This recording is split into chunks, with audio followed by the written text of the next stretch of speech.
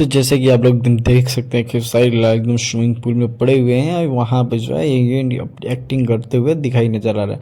लेकिन गाइस बता दूं कि पवन सिंह और खेसारी लाल का ना इस तरीके का वीडियो को लेकर के बहुत ही तगड़ा एकदम भयानक वाला कंपटीशन चालू है। जैसे कि ये खेसारी लाल ये वीडियो डाले उस तुरंत पवन सिंह ने भी डाल दिया। गाइस बता दूं ऐसे वीडियो डालना जो है ना पवन सिंह के लिए ये डायरेक्ट चैलेंज किए थे खेसारी लाल यादव। बट जब पवन सिंह देखे तो तुरंत पवन सिंह ने भी लाइव आ करके ना इनको बहुत कुछ बोला। जैसे कि क्या क्या बोले आप सभी को मैं बता दूं, हाथ जोड़े थे और भी कुछ बोले।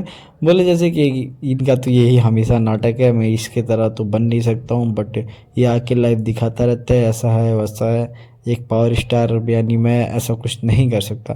तो गाइस वीडियो में आगे बढ़ने से पहले हमारे चैनल को सब्सक्राइब जरूर कर लें क्योंकि सपोर्ट बहुत जरूरी है आप लोगों का।